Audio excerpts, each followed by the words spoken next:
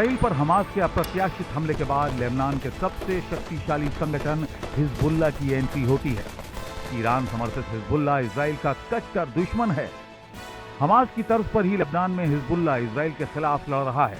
Hezbollah Hamas की तुलना में ज्यादा बड़ा और मजबूत संगठन है और लेबनान के अलावा भी कई अन्य देशों में हिजबुल्लाह की शाखाएं हैं। ऐसे में ये समझना जरूरी है कि हिजबुल्लाह की स्थापना कब और किन हालात में हुई और कैसे ये संगठन इतना ताकतवर हो गया कि ये इजराइल जैसे मजबूत देश के लिए खतरा बन गया। इस वीडियो के माध्यम से समझते हैं। हिजबुल्लाह की शुरुआत साल 1978 में इजराइल के दक्षिणी लेबनान पर कब्जे के बाद हुई। ईरान ने लेबनान और इजराइल के बीच तनाव का फायदा उठाया। उसने लेबनान के शिया मुसलमानों पर अपना प्रभाव डालना शुरू कर दिया। साल 1982 में लेबनान में हिजबुल्लाह नाम का एक शिया संगठन वजूद में आया, जिसका मतलब था अल्लाह की पार्टी।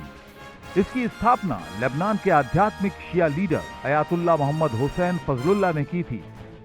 साल 1985 में इसने अपना घोषणा पत्र जारी किया, जिसमें लेबनान से सभी पश्चिमी ताकतों को बाहर निकालने का ऐलान कर दिया गया। धीरे धीरे हिजबुल्लाह देश की राजनीति में भी सक्रिय हुआ और 1992 के चुनाव में इसने संसद में 8 सीटें जीती। इसके बाद भी हिजबुल्लाह के हमले लगातार जारी रहे। साल 1997 में अमेरिका ने इसे आतंकी संगठन घोषित कर दिया।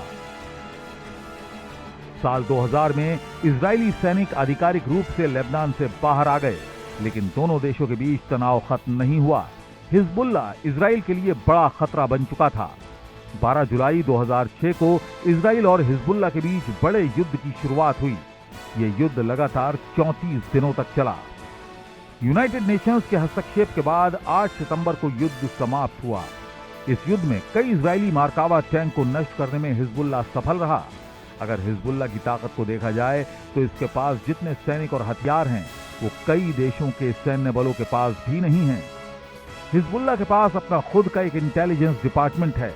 हिजबुल्लाह के सैन्य बजट या हथियारों का लगभग 70% ईरान से आता है। वहीं सीरिया और कतर से भी उन्हें वित्तीय और सैन्य सहायता मिलती रहती है।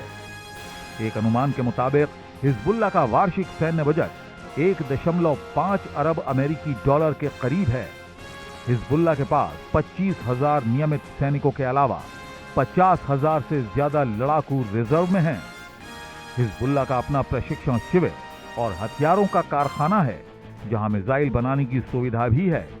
हिजबुल्लाह के पास अत्याधुनिक mobile base rocket, multiple launching rocket system और आर्टिलरी डिस्ट्रॉयर हैं। उनके पास ईरान में बनी बैलिस्टिक मिसाइलें भी हैं। हिजबुल्लाह का वर्तमान प्रमुख हसन नसरुल्लाह हैं, जिसके नेतृत्व में इजराइल के खिलाफ हिजबुल्लाह ने जंग छेड़ रखी है।